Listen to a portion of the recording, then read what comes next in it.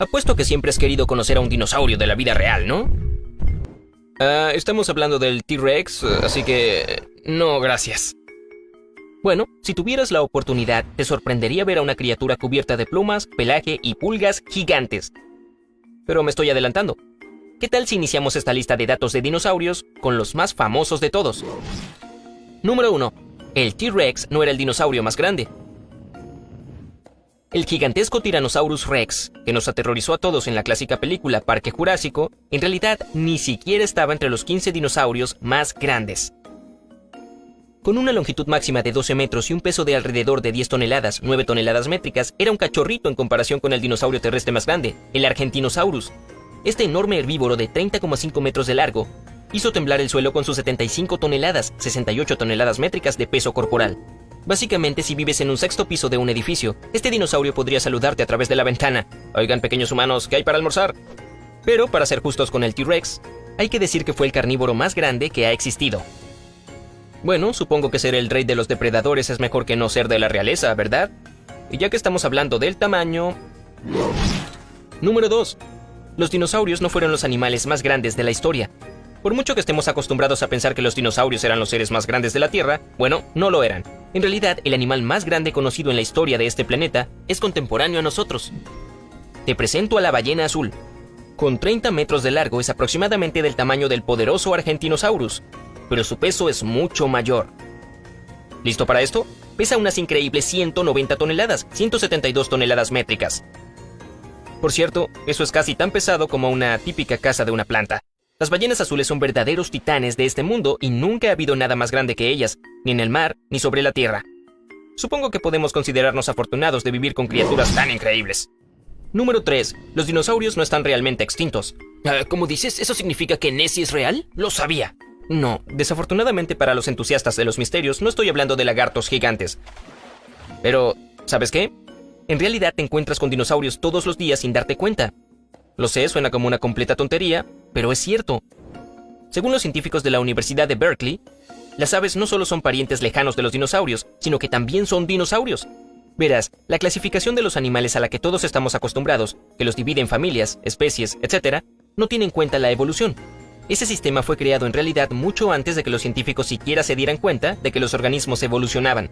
Así que, hoy en día, la mayoría de los biólogos prefieren usar otra clasificación que incorpora la evolución de los animales a lo largo del tiempo. Y eso incluye a los dinosaurios, que, prepárate para esto, evolucionaron hasta convertirse en las aves de hoy en día. Oye, dame un me gusta si alguna vez has alimentado algunos dinosaurios en un parque cercano. Número 4. Los dinosaurios estaban cubiertos de plumas, no de escamas. Desde que éramos niños, todos los libros, caricaturas y películas nos han mostrado a los dinosaurios como unos reptiles que parecían más lagartijas que cualquier otra cosa.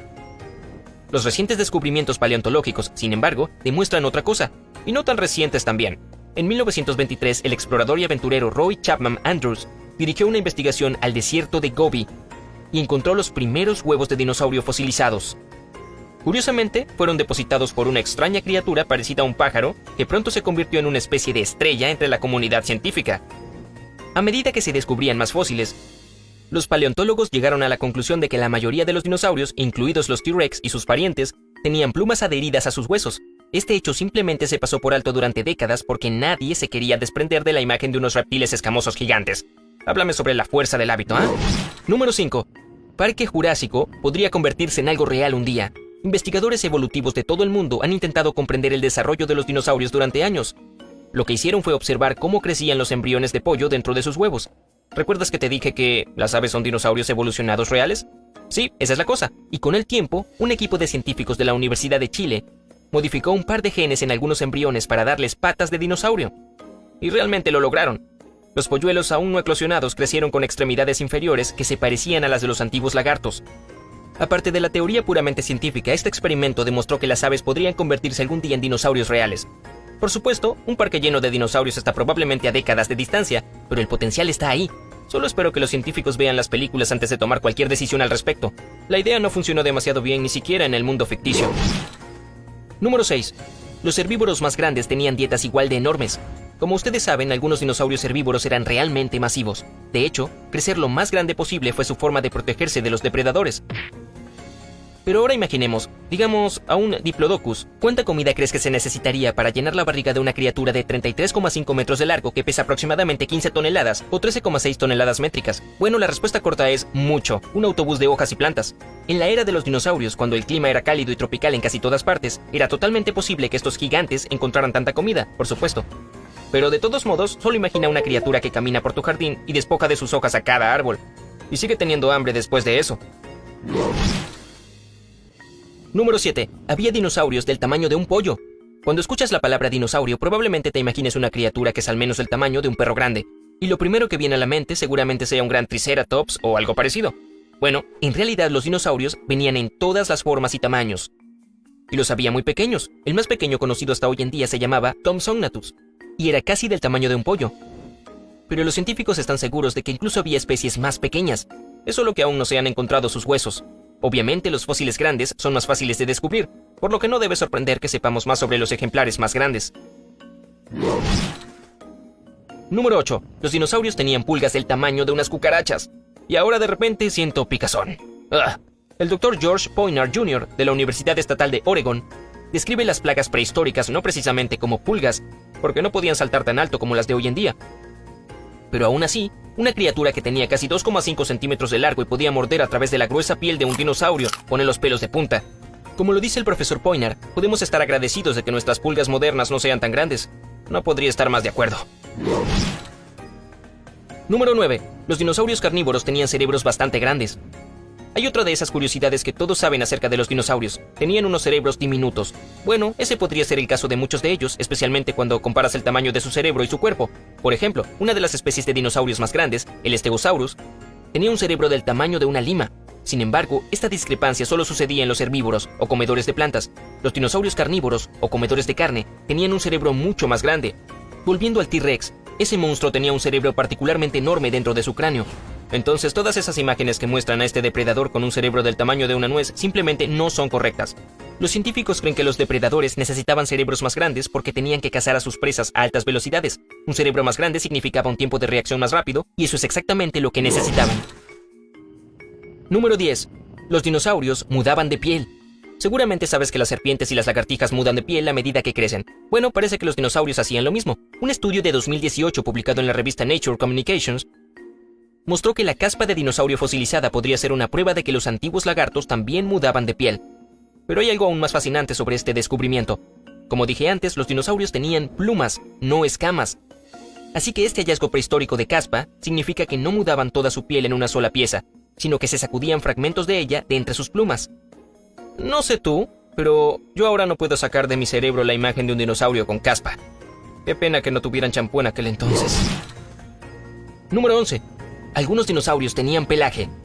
Aunque es probable que aún intentes captar la idea de los dinosaurios con plumas, aquí hay algo más para pensar. En las regiones más frías, los pterosaurios tenían pelaje para protegerse del frío. En un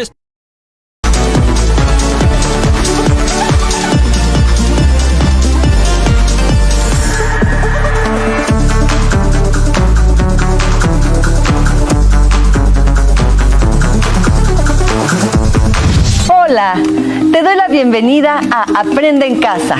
Lo genial de este programa es que vamos a poder seguir aprendiendo de una manera distinta como lo hacemos en la escuela. Una vez que te hayas lavado las manos, toma papel y lápiz para anotar y siéntate frente a la televisión. Hoy vamos a recordar cómo era la vida hace mucho tiempo. Más o menos 200 años atrás. Es tanto tiempo que ni tus abuelos habían nacido. Primero veremos cómo era la vida de los mexicanos al lograr la independencia.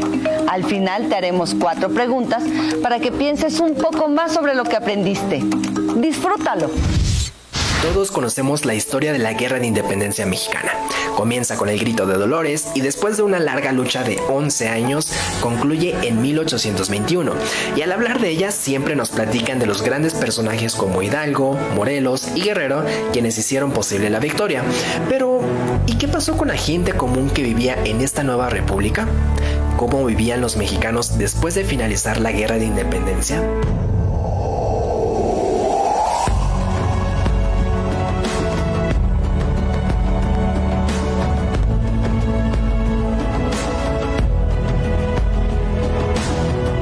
La Guerra de Independencia Mexicana es un evento muy importante que debemos de reconocer, pues sin ella México y muchos otros países latinoamericanos no existirían.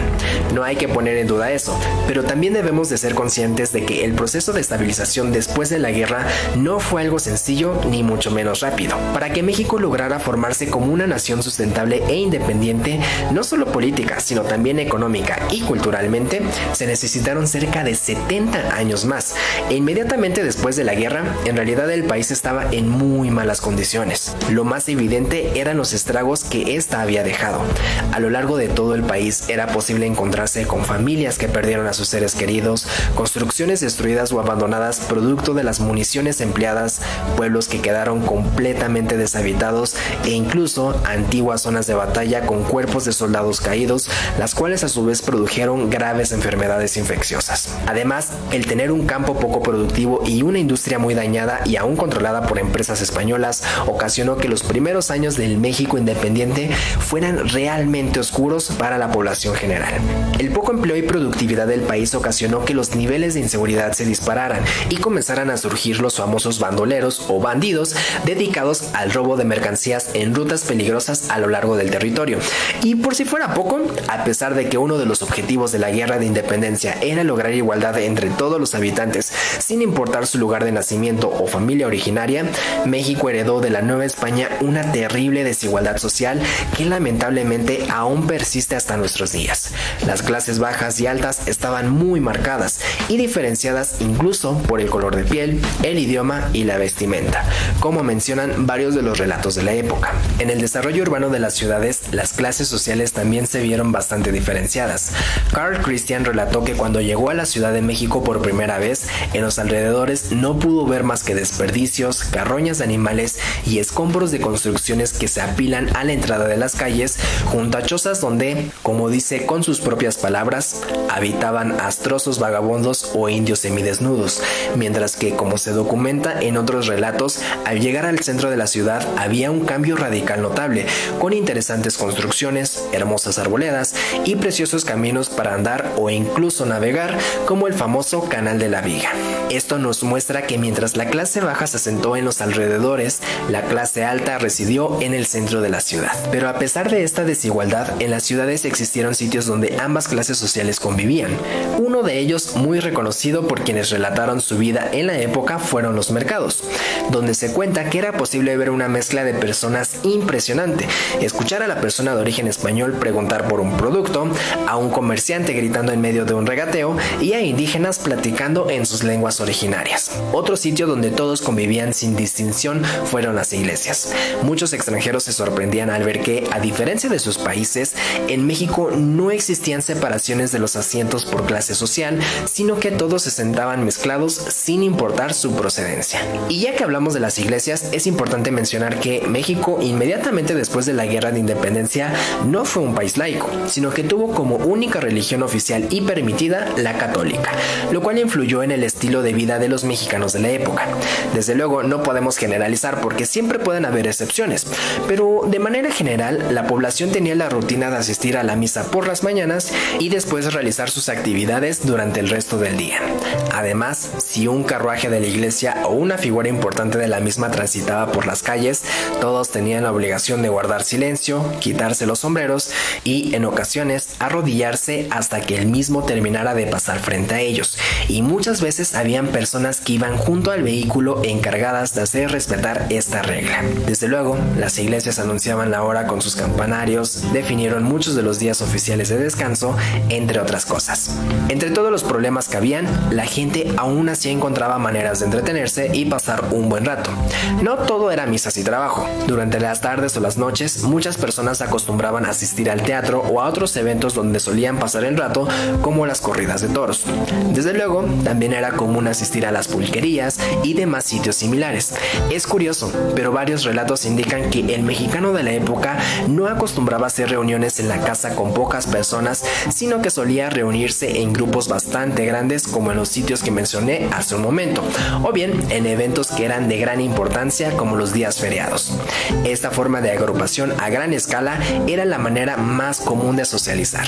En pocas palabras, las personas continuaron con su vida diaria como pudieron, independientemente de formar parte de una nueva nación, e incluso muchas quizás indiferentes a la situación política del país. Algo a lo que la gente se enfrentó durante mucho tiempo fue las interminables batallas por el poder político.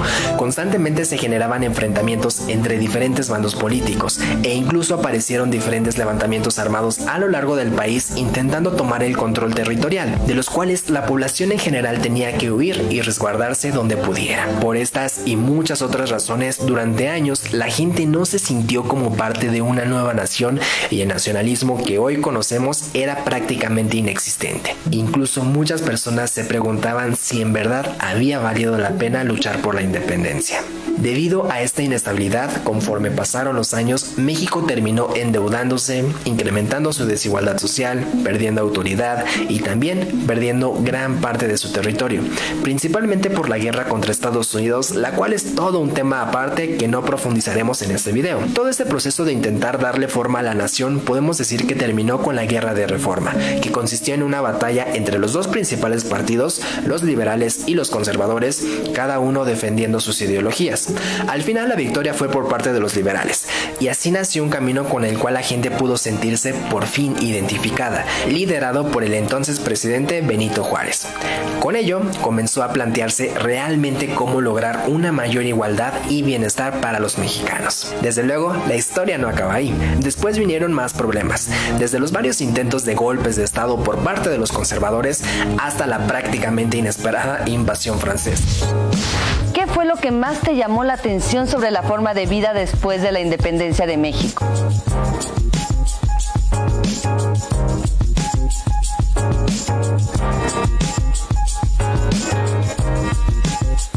¿Qué diferencias encuentras entre esa época y la de ahora?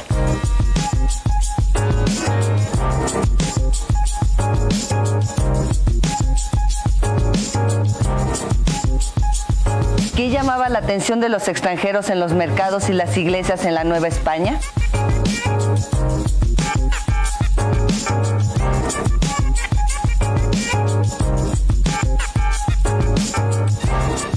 Elabora una pregunta sobre este tema.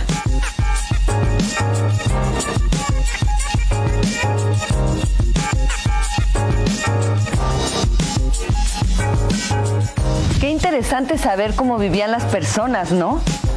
Ya vimos cómo fue la vida de las personas en las zonas urbanas después de la independencia de México, es decir, a principios del siglo XIX. Ahora hablemos más de las personas que vivían en el campo. ¿Crees que haya sido muy diferente? ¿Sí? ¿No? Pues vamos a verlo. Pon mucha atención. La vida cotidiana en el campo y la ciudad. Durante la primera mitad del siglo XIX, las ciudades de México eran pequeñas y poco pobladas. La mayor parte de la población vivía en áreas rurales y se dedicaba a labores agrícolas. Con el paso del tiempo, el cambio más importante en el campo fue el crecimiento gradual de las propiedades como ranchos y haciendas que llegaron a tener gran extensión. Ante esto, muchas personas abandonaron sus lugares de origen para irse a vivir a estas propiedades. Otro aspecto que cambió y afectó la vida en el campo fue la leva o reclutamiento forzoso para el ejército. Debido a esta práctica, numerosos campesinos fueron obligados a dejar sus labores cotidianas para servir en filas militares, lo cual causó la desintegración de familias y poblados. En las ciudades, la vida cambió poco a poco. En buena medida, las personas continuaron desempeñando los oficios y las actividades del virreinato. La mayoría eran jornaleros, vendedores ambulantes, artesanos o trabajaban en el servicio doméstico. También había, en menor cantidad, empleados públicos, comerciantes, tenderos, funcionarios, militares, profesores, médicos, abogados, sacerdotes y monjas. Un fenómeno que comenzó a observarse en algunas ciudades fue el aumento de la población proveniente del campo que desempeñaba diversos oficios como aguadores, vendedores ambulantes o cargadores en los mercados. Otros, debido a las circunstancias, se veían obligados a convertirse en limosneros. En las ciudades e incluso en los pueblos más grandes del país circulaban periódicos y revistas, y la gente comentaba los asuntos del día. Pues aunque solo unos pocos sabían leer, no faltaba quien les leyera en voz alta las noticias. Además de las fiestas religiosas, también comenzaron a organizarse conmemoraciones cívicas, como el Grito de Independencia, que se celebró por primera vez el 16 de septiembre de 1812 en Huichapan, Hidalgo. No todos los niños asistían a la escuela, pues al igual que en el campo, la mayor parte ayudaba a sus padres en las labores cotidianas. Las ciudades eran pequeñas y en ellas se destacaban generalmente los templos, mercados y palacios de gobierno. También en esa época la población acudía a divertirse a las corridas de toros, jaripeos o bien a las peleas de gallos. Asimismo, era común ver a las personas divirtiéndose con juegos de azar. Por ese tiempo apareció el libro Ensayo político sobre el reino de la Nueva España, del alemán Alexander von Humboldt, que describía la situación de nuestro país en los ámbitos biológico, geográfico, económico y social. Este libro despertó gran interés en Europa por la riqueza cultural y natural de México y ocasionó la visita continua de viajeros italianos, franceses, ingleses y alemanes.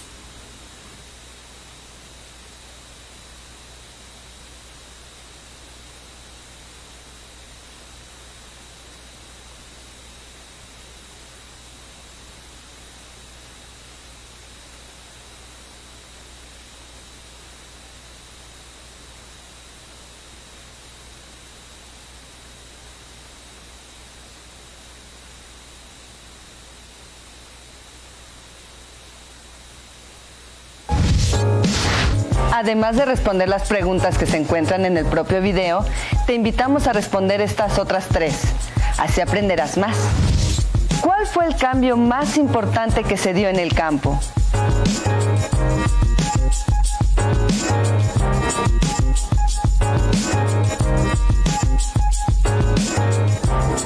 ¿Cómo se enteraban de las noticias las personas que no sabían leer?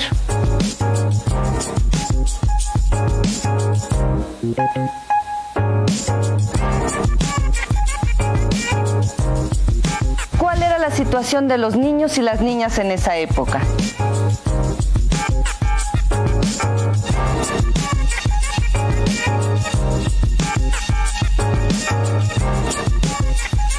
Si en tu casa hay algún libro sobre el tema o tienes internet, explora. Si tienes fotografías de la época, analízalas con tus familiares. Así podrás saber más. En el libro de texto, La entidad donde vivo de tu estado, se explica el tema a partir del bloque 4. Si no lo tienes a la mano, no te preocupes. Platica sobre lo que aprendiste en esta clase con tu familia. Seguro les parecerá interesante y podrán decirte algo más sobre el tema. Responde a las preguntas en una hoja, ya sea a través de un escrito, dibujo o esquema, y guárdalas en tu carpeta de experiencias para que en cuanto sea posible se las entregues a tu maestra o maestro. Muy bien, esto fue lo que vimos sobre cómo era la vida en el siglo XIX. Esperamos que te haya gustado. Ahora vamos a ver el siguiente video.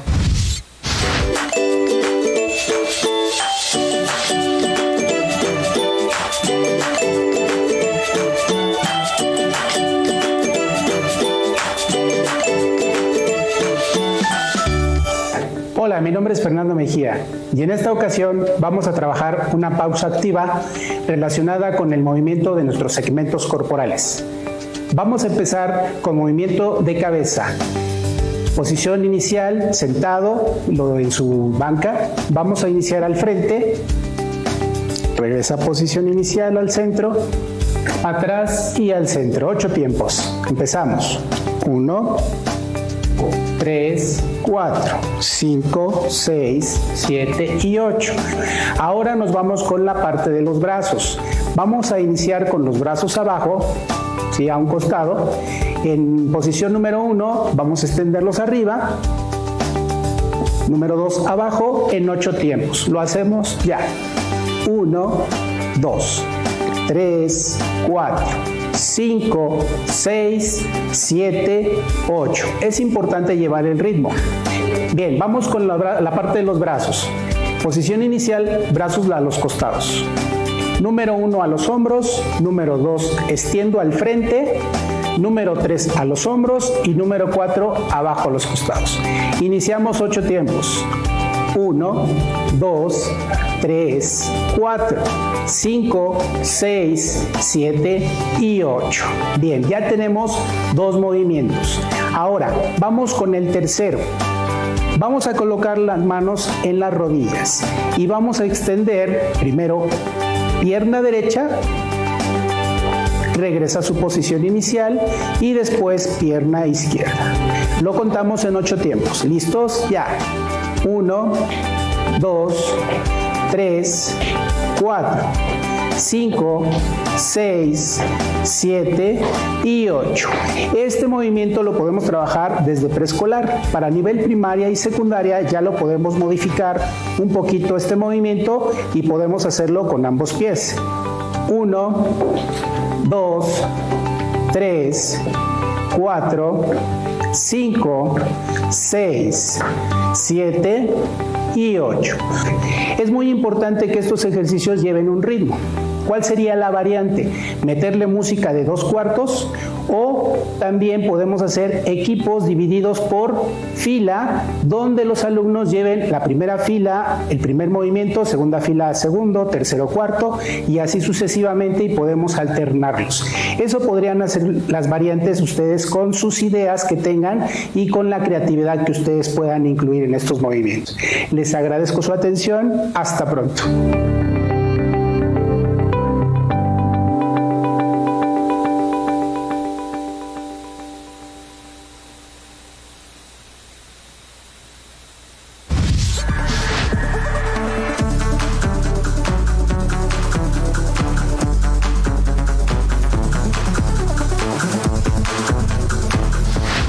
Vamos a ver la distribución de los recursos minerales y energéticos en el país.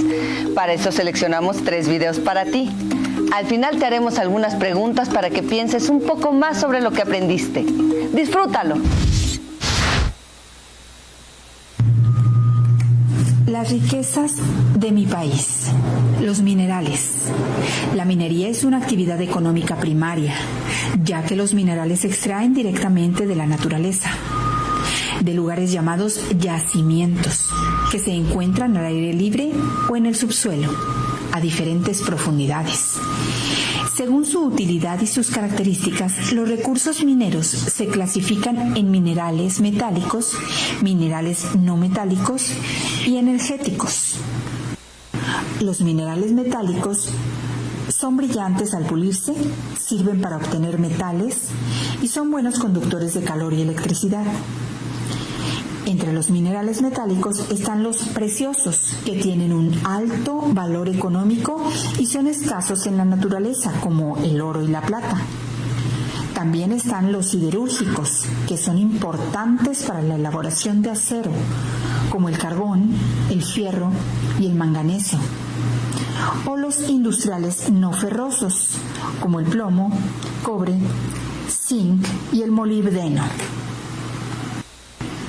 Las características de los minerales no metálicos es que no son brillantes al pulirse, no conducen electricidad y no sirven para obtener metales.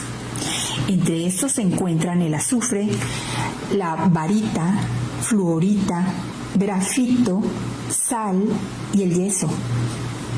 Entre los minerales energéticos se utilizan para obtener energía que se aprovecha para el funcionamiento de automóviles, la generación de electricidad y la industria, como el petróleo, el carbón y el uranio. Los minerales que más se extraen son el oro, la plata, el cobre, el zinc y el fierro. De los recursos energéticos, el más explotado es el petróleo, que se utiliza, entre otras cosas, para la producción de combustibles para el transporte y la industria. Además, es la materia prima de algunos productos como diversas telas y los objetos de plástico. Cabe mencionar que la mayor parte de nuestra producción de petróleo la exportamos a Estados Unidos y también a España, Antillas Holandesas, Canadá, India, Centroamérica, Portugal, Gran Bretaña e Israel. México ocupa el lugar 14 en el mundo por su producción de petróleo. Respecto al carbón, México es de los pocos países latinoamericanos con yacimientos de este recurso energético. La única zona productora se localiza en el noreste de Coahuila, cerca de las ciudades de Piedras Negras, Sabinas, Nueva Rosita y Musquis.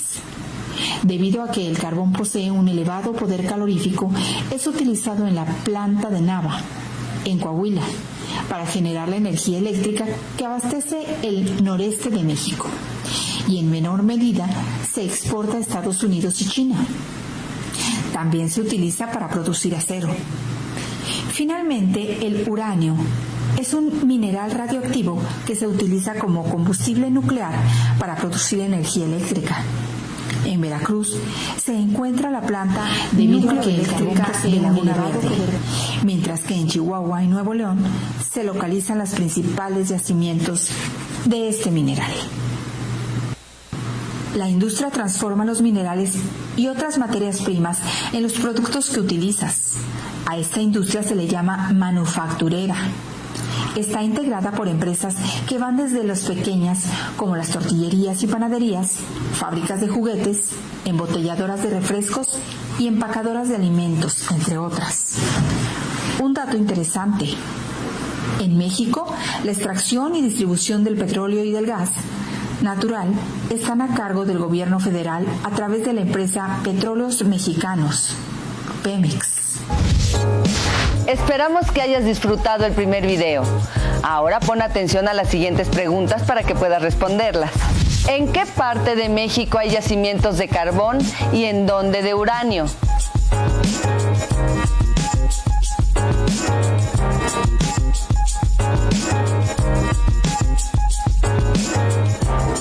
¿Por qué será que los yacimientos de minerales se encuentran en algunos lugares y no en otros?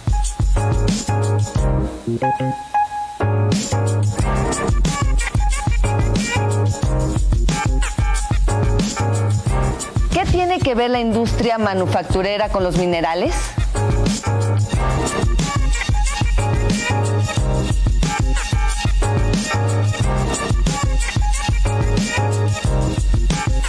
Seguramente te habrás quedado interesado en saber si en tu estado hay yacimientos y de qué. Por eso te invitamos a ver el siguiente video.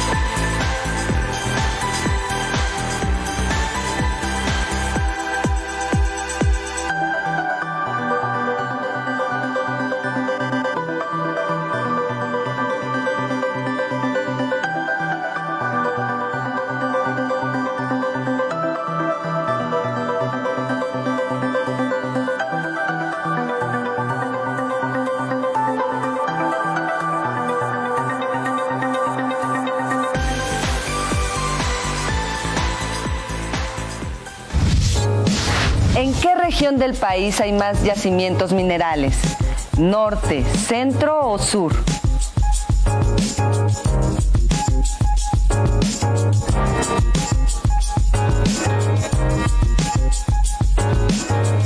¿Cuáles son las principales entidades federativas donde se extrae oro y plata?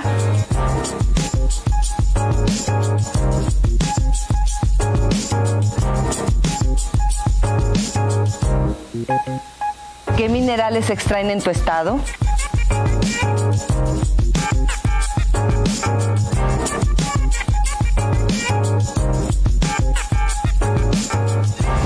Estos temas nos tienen que llevar a pensar en el cuidado del medio ambiente. Por eso te mostramos un último video. La energía geotérmica es la que puede obtenerse mediante el aprovechamiento del calor del interior de la Tierra. Este tipo de energía es una alternativa viable que podría sustituir a las energías convencionales. Además de reducir las emisiones contaminantes, este recurso natural tiene la capacidad de abastecer a gran parte del territorio nacional de manera eficiente y de forma ecológica. México es un importante productor de petróleo, de ahí que el 70% de la energía del país se genere a través de la quema de combustibles fósiles. Por ello, se busca utilizar energías alternas como la geotérmica. Tijuana es una de las ciudades que se abastece en su totalidad de energía geotérmica. Es la falla de San Andrés el mecanismo físico que suministra energía a esa región. En Baja California se encuentra el campo geotérmico Cerro Prieto, que es el generador de energía número 1 a nivel nacional y es el segundo más grande a nivel mundial. En Puebla se encuentran los Humeros y en Michoacán está el yacimiento de los Azufres. En principio, el costo de extracción de energía geotérmica es alto, pero si se compara el tiempo de vida de un yacimiento de esta naturaleza, el beneficio obtenido es considerable.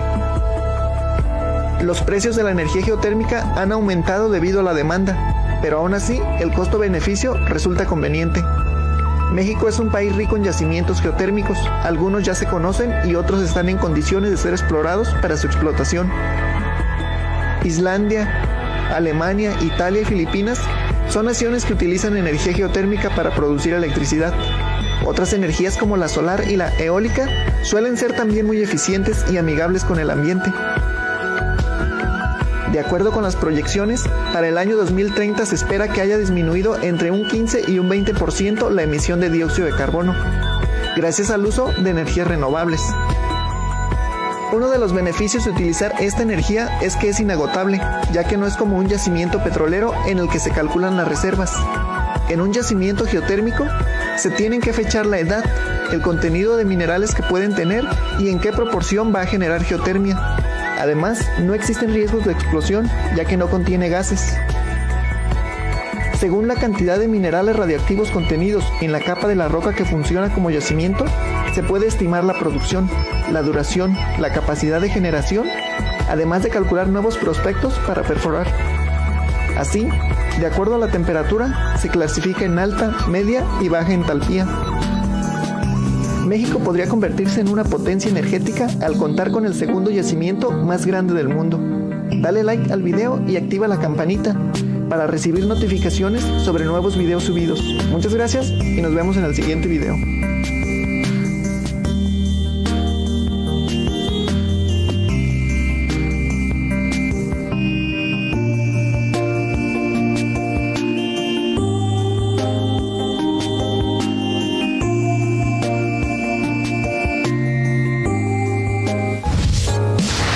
¿Por qué la energía geotérmica es considerada una alternativa viable para sustituir las energías convencionales?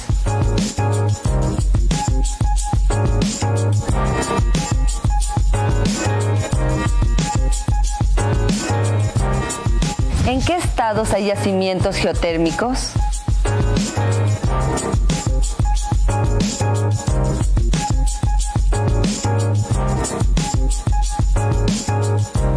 ¿Cuál es uno de los beneficios de usar energía geotérmica?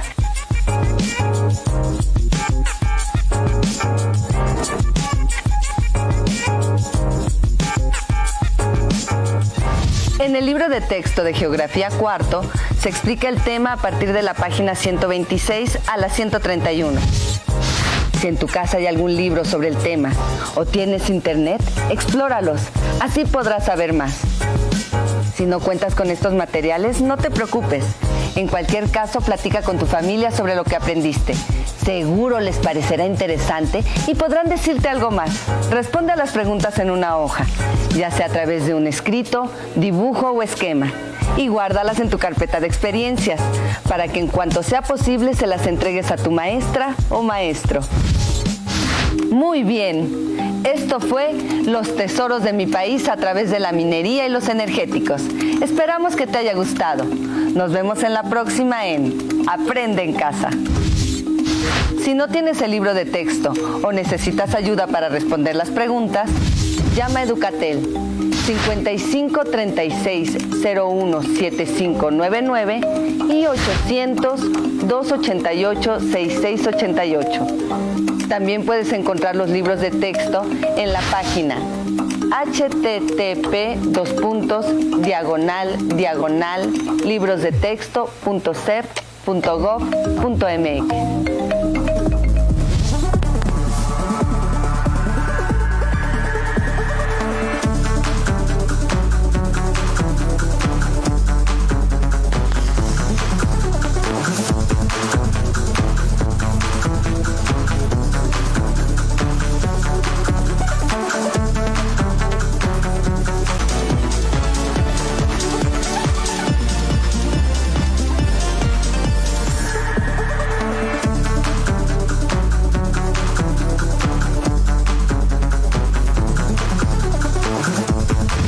Hola, te doy la bienvenida a Aprende en Casa.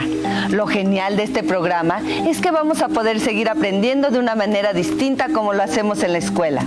Una vez que te hayas lavado las manos, toma papel y lápiz para anotar y siéntate frente a la televisión. Hoy vamos a recordar cómo era la vida hace mucho tiempo. Más o menos 200 años atrás. Es tanto tiempo que ni tus abuelos habían nacido. Primero veremos cómo era la vida de los mexicanos al lograr la independencia. Al final te haremos 4 preguntas para que pienses un poco más sobre lo que aprendiste. Disfrútalo. Todos conocemos la historia de la Guerra de Independencia Mexicana. Comienza con el Grito de Dolores y después de una larga lucha de 11 años, concluye en 1821. Y al hablar de ella siempre nos platican de los grandes personajes como Hidalgo, Morelos y Guerrero, quienes hicieron posible la victoria. Pero, ¿y qué pasó con la gente común que vivía en esta nueva república? ¿Cómo vivían los mexicanos después de finalizar la Guerra de Independencia?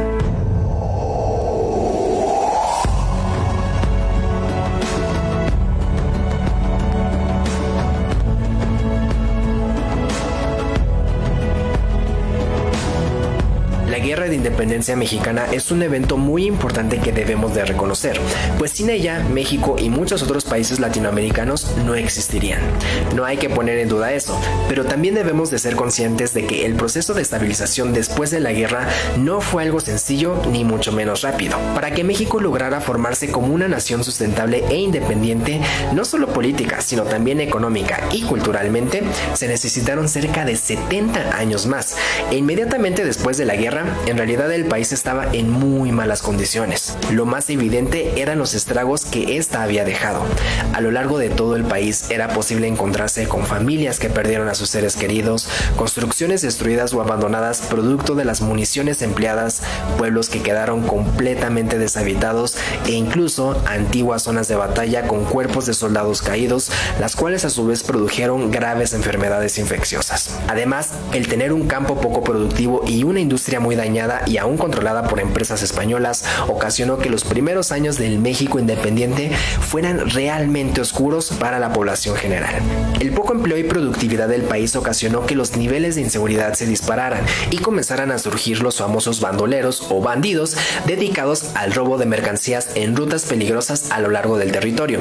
Y por si fuera poco, a pesar de que uno de los objetivos de la Guerra de Independencia era lograr igualdad entre todos los habitantes sin importar su lugar de nacimiento o familia originaria, México heredó de la Nueva España una terrible desigualdad social que lamentablemente aún persiste hasta nuestros días. Las clases bajas y altas estaban muy marcadas y diferenciadas incluso por el color de piel, el idioma y la vestimenta, como mencionan varios de los relatos de la época. En el desarrollo urbano de las ciudades, las clases sociales también se vieron bastante diferenciadas. Carl Christian relató que cuando llegó a la Ciudad de México por primera vez, en los alrededores no pudo ver más que que desperdicios, carroñas de animales y escombros de construcciones que se apilan a la entrada de las calles, junto a chozas donde, como dice con sus propias palabras, habitaban astrosos vagabundos o indios semidesnudos, mientras que, como se documenta en otros relatos, al llegar al centro de la ciudad había un cambio radical notable, con interesantes construcciones, hermosas arboledas y preciosos caminos para andar o incluso navegar, como el famoso Canal de la Viga. Esto nos muestra que mientras la clase baja se asentó en los alrededores, la clase alta residió en el centro de la ciudad. Pero a pesar de esta desigualdad, en las ciudades existieron sitios donde ambas clases sociales convivían. Uno de ellos, muy reconocido por quienes relataron su vida en la época, fueron los mercados, donde se cuenta que era posible ver una mezcla de personas impresionante, escuchar a la persona de origen español preguntar por un producto, a un comerciante gritando en medio de un regateo y a indígenas platicando en sus lenguas originarias. Otro sitio donde todos convivían sin distinción fueron las iglesias. Muchos extranjeros se sorprendían al ver que, a diferencia de sus países, en México no existían separaciones de los asientos por clase social, sino que todos se sentaban mezclados sin importar su procedencia. Y ya que hablamos de las iglesias, es importante mencionar que México, inmediatamente después de la Guerra de Independencia, no fue un país laico, sino que tuvo como única religión oficial y permitida la católica, lo cual influyó en el estilo de vida de los mexicanos de la época. Desde luego no podemos generalizar porque siempre pueden haber excepciones, pero de manera general la población tenía la rutina de asistir a la misa por las mañanas y después realizar sus actividades durante el resto del día. Además, si un carruaje de la iglesia o una figura importante de la misma transitaba por las calles, todos tenían la obligación de guardar silencio, quitarse los sombreros y, en ocasiones, arrodillarse hasta que el mismo terminara de pasar frente a ellos, y muchas veces habían personas que iban junto al vehículo encargadas de hacer respetar esta regla. Desde luego, las iglesias anunciaban la hora con sus campanarios, definieron muchos de los días oficiales de descanso, entre otras cosas. Entre todos los problemas que habían, la gente aún así encontraba maneras de entretenerse y pasar un buen rato. No todo era misas y trabajo. Durante las tardes o las noches, muchas personas acostumbraban a asistir al teatro o a otros eventos donde solían pasar el rato, como las corridas de toros. Desde luego, también era común asistir a las pulquerías y demás sitios similares. Es curioso, pero varios relatos indican que el mexicano de la época no acostumbraba a hacer reuniones en la casa con pocas personas, sino que solía reunirse en grupos bastante grandes, como en los sitios que mencioné hace un momento, o bien en eventos que eran de gran importancia, como los días feriados. Esta forma de agrupación a gran escala era la manera más común de socializar. En pocas palabras, las personas continuaron con su vida diaria como pudieron, independientemente de formar parte de una nueva nación, e incluso muchas quizás indiferentes a la situación política del país. Algo a lo que la gente se enfrentó durante mucho tiempo fue las interminables batallas por el poder político. Constantemente se generaban enfrentamientos entre diferentes bandos políticos, e incluso aparecieron diferentes levantamientos armados a lo largo del país intentando tomar el control territorial, de los cuales la población en general tenía que huir y resguardarse donde pudiera. Por estas y muchas otras razones, durante años la gente no se sintió como parte de una nueva nación, y el nacionalismo que hoy conocemos era prácticamente inexistente. Incluso muchas personas se preguntaban si en verdad había valido la pena luchar por la independencia. Debido a esta inestabilidad, conforme pasaron los años, México terminó endeudándose, incrementando su desigualdad social, perdiendo autoridad y también perdiendo gran parte de su territorio, principalmente por la guerra contra Estados Unidos, la cual es todo un tema aparte que no profundizaremos en este video. Todo este proceso de intentar darle forma a la nación podemos decir que terminó con la Guerra de Reforma, que consistió en una batalla entre los dos principales partidos, los liberales y los conservadores, cada uno defendiendo sus ideologías. Al final la victoria fue por parte de los liberales, y así nació un camino con el cual la gente pudo sentirse por fin identificada, liderado por el entonces presidente Benito Juárez. Con ello comenzó a plantearse realmente cómo lograr una mayor igualdad y bienestar para los mexicanos. Desde luego, la historia no acaba ahí. Después vinieron más problemas, desde los varios intentos de golpes de estado por parte de los conservadores hasta la prácticamente inesperada invasión francesa. ¿Qué fue lo que más te llamó la atención sobre la forma de vida después de la independencia de México?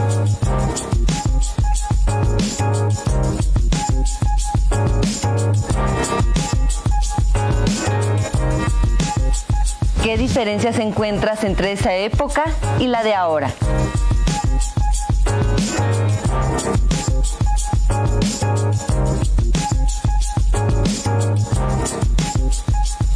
¿Qué llamaba la atención de los extranjeros en los mercados y las iglesias en la Nueva España?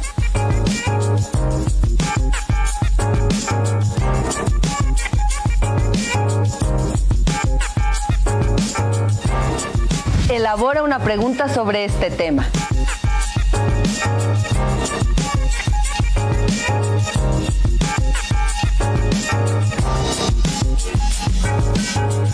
Qué interesante saber cómo vivían las personas, ¿no? Ya vimos cómo fue la vida de las personas en las zonas urbanas después de la independencia de México, es decir, a principios del siglo XIX. Ahora hablemos más de las personas que vivían en el campo. ¿Crees que haya sido muy diferente? ¿Sí? ¿No? Pues vamos a verlo. Pon mucha atención. La vida cotidiana en el campo y la ciudad. Durante la primera mitad del siglo XIX, las ciudades de México eran pequeñas y poco pobladas. La mayor parte de la población vivía en áreas rurales y se dedicaba a labores agrícolas.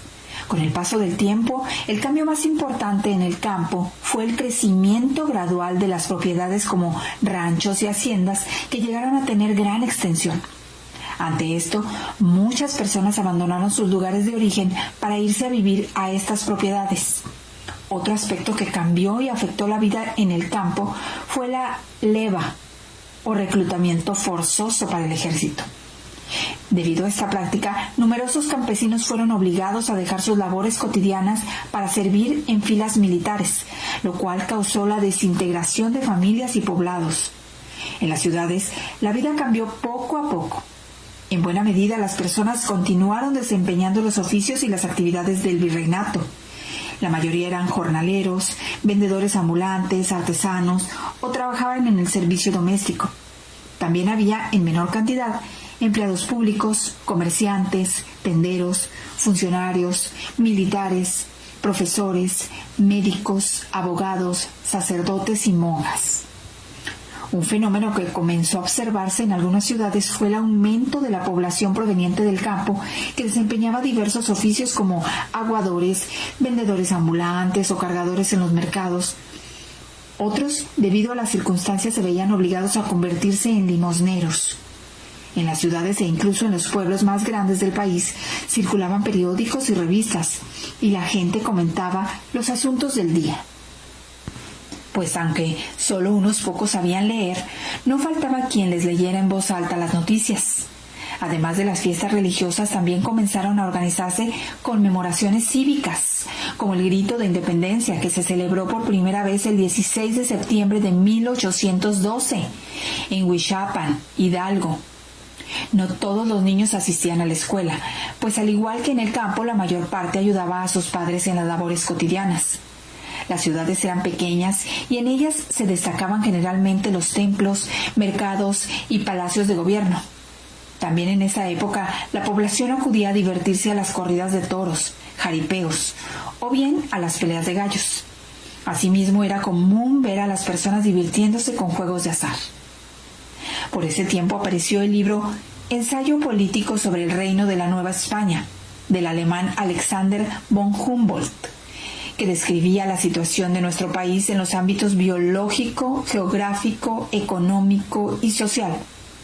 Este libro despertó gran interés en Europa por la riqueza cultural y natural de México y ocasionó la visita continua de viajeros italianos, franceses, ingleses y alemanes.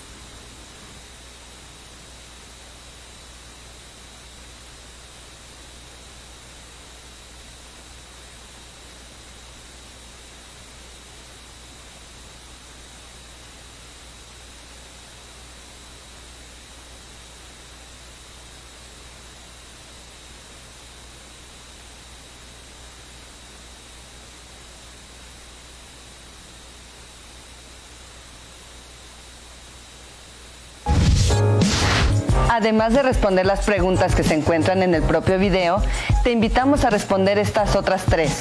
Así aprenderás más. ¿Cuál fue el cambio más importante que se dio en el campo?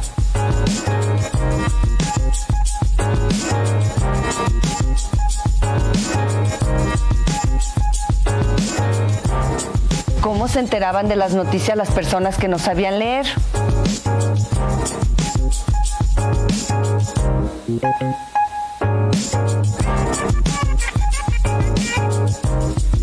¿Cuál era la situación de los niños y las niñas en esa época?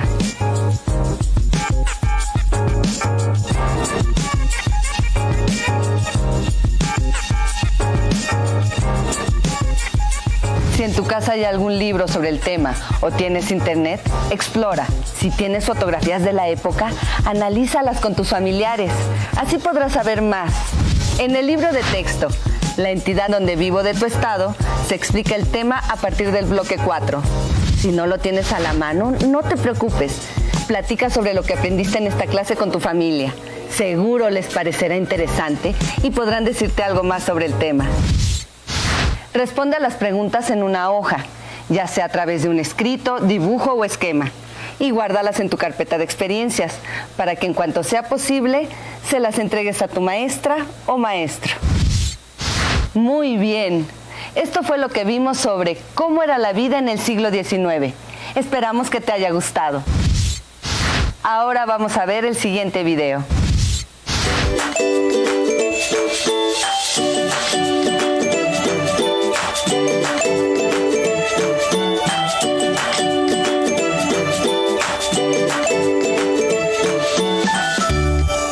Hola, mi nombre es Fernando Mejía y en esta ocasión vamos a trabajar una pausa activa relacionada con el movimiento de nuestros segmentos corporales. Vamos a empezar con movimiento de cabeza. Posición inicial, sentado en su banca. Vamos a iniciar al frente. Regresa a posición inicial al centro. Atrás y al centro. 8 tiempos. Empezamos. 1, 3, 4, 5, 6, 7 y 8. Ahora nos vamos con la parte de los brazos. Vamos a iniciar con los brazos abajo, ¿sí? A un costado. En posición número 1 vamos a extenderlos arriba. Número 2 abajo en 8 tiempos. Lo hacemos ya. 1, 2, 3, 4. 5, 6, 7, 8. Es importante llevar el ritmo. Bien, vamos con la parte de los brazos. Posición inicial, brazos a los costados. Número 1 a los hombros, número 2 extiendo al frente, número 3 a los hombros y número 4 abajo a los costados. Iniciamos 8 tiempos. 1, 2, 3, 4, 5, 6, 7 y 8. Bien, ya tenemos 2 movimientos. Ahora, vamos con el tercero. Vamos a colocar las manos en las rodillas y vamos a extender primero pierna derecha, regresa a su posición inicial y después pierna izquierda. Lo contamos en 8 tiempos. ¿Listos? Ya. 1, 2, 3, 4, 5, 6, 7 y 8. Este movimiento lo podemos trabajar desde preescolar. Para nivel primaria y secundaria ya lo podemos modificar un poquito este movimiento y podemos hacerlo con ambos pies. 1, 2, 3, 4, 5, 6, 7 y 8. Es muy importante que estos ejercicios lleven un ritmo. ¿Cuál sería la variante? Meterle música de 2/4 o también podemos hacer equipos divididos por fila donde los alumnos lleven la primera fila, el primer movimiento, segunda fila, segundo, tercero, cuarto y así sucesivamente y podemos alternarlos. Eso podrían hacer las variantes ustedes con sus ideas que tengan y con la creatividad que ustedes puedan incluir en estos movimientos. Les agradezco su atención. Hasta pronto.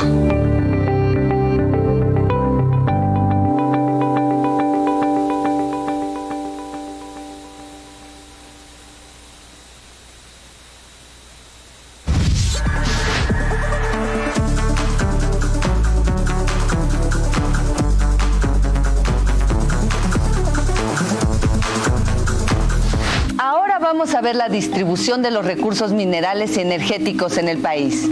Para eso seleccionamos 3 videos para ti. Al final te haremos algunas preguntas para que pienses un poco más sobre lo que aprendiste. ¡Disfrútalo! Las riquezas de mi país. Los minerales. La minería es una actividad económica primaria, ya que los minerales se extraen directamente de la naturaleza, de lugares llamados yacimientos, que se encuentran al aire libre o en el subsuelo, a diferentes profundidades.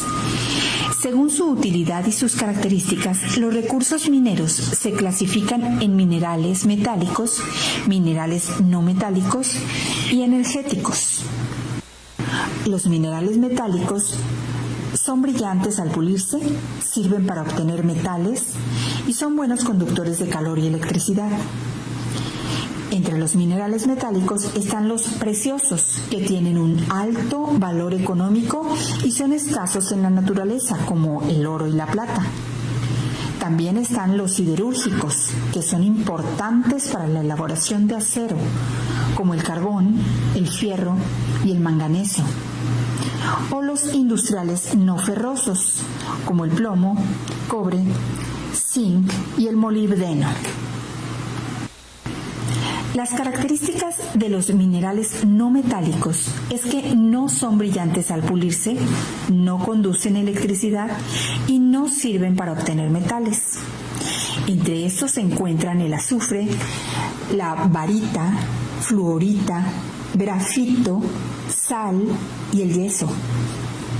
Entre los minerales energéticos se utilizan para obtener energía que se aprovecha para el funcionamiento de automóviles, la generación de electricidad y la industria, como el petróleo, el carbón y el uranio. Los minerales que más se extraen son el oro, la plata, el cobre, el zinc y el fierro. De los recursos energéticos, el más explotado es el petróleo, que se utiliza, entre otras cosas, para la producción de combustibles para el transporte y la industria. Además, es la materia prima de algunos productos como diversas telas y los objetos de plástico. Cabe mencionar que la mayor parte de nuestra producción de petróleo la exportamos a Estados Unidos y también a España, Antillas Holandesas, Canadá, India, Centroamérica, Portugal, Gran Bretaña e Israel. México ocupa el lugar 14 en el mundo por su producción de petróleo. Respecto al carbón, México es de los pocos países latinoamericanos con yacimientos de este recurso energético. La única zona productora se localiza en el noreste de Coahuila, cerca de las ciudades de Piedras Negras, Sabinas, Nueva Rosita y Musquis. Debido a que el carbón posee un elevado poder calorífico, es utilizado en la planta de Nava, en Coahuila, para generar la energía eléctrica que abastece el noreste de México, y en menor medida se exporta a Estados Unidos y China. También se utiliza para producir acero. Finalmente, el uranio es un mineral radioactivo que se utiliza como combustible nuclear para producir energía eléctrica. En Veracruz se encuentra la planta nucleoeléctrica de Laguna Verde, mientras que en Chihuahua y Nuevo León se localizan los principales yacimientos de este mineral. La industria transforma los minerales y otras materias primas en los productos que utilizas. A esta industria se le llama manufacturera. Está integrada por empresas que van desde las pequeñas, como las tortillerías y panaderías, fábricas de juguetes, embotelladoras de refrescos y empacadoras de alimentos, entre otras. Un dato interesante: en México, la extracción y distribución del petróleo y del gas natural están a cargo del gobierno federal a través de la empresa Petróleos Mexicanos, Pemex. Esperamos que hayas disfrutado el primer video. Ahora pon atención a las siguientes preguntas para que puedas responderlas. ¿En qué parte de México hay yacimientos de carbón y en dónde de uranio?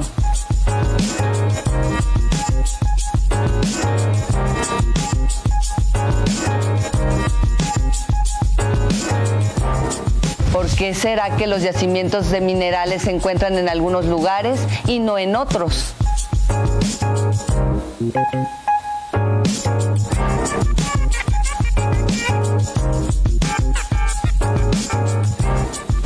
que ver la industria manufacturera con los minerales?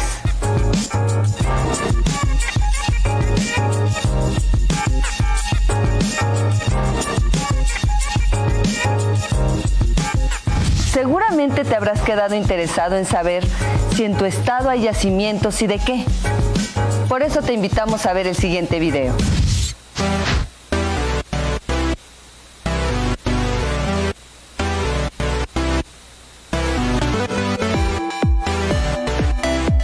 Seguro les parecerá interesante y podrán decirte algo más. Responde las preguntas en una hoja, ya sea a través de un escrito, dibujo o esquema, y guárdalas en tu carpeta de experiencias para que en cuanto sea posible se las entregues a tu maestra o maestro. Muy bien, esto fue Los Tesoros de mi País a través de la minería y los energéticos. Esperamos que te haya gustado. Nos vemos en la próxima en Aprende en Casa. Si no tienes el libro de texto o necesitas ayuda para responder las preguntas, llama a Educatel 55 36 01 7599 y 800 288 6688. También puedes encontrar los libros de texto en la página http://librosdetexto.ser.gov.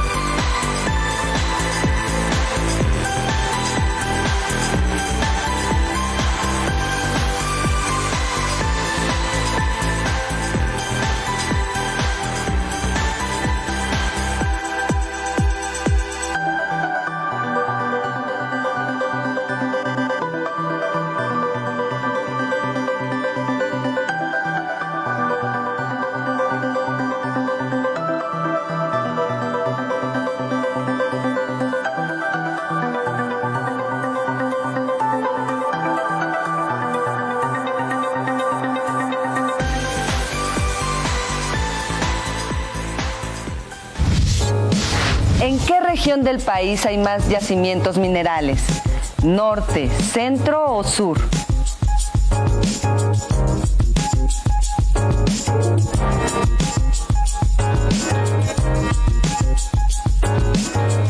¿Cuáles son las principales entidades federativas donde se extrae oro y plata?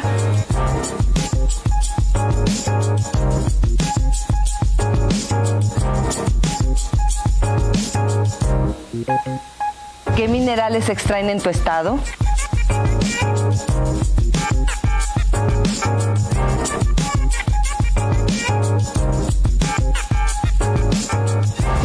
Estos temas nos tienen que llevar a pensar en el cuidado del medio ambiente.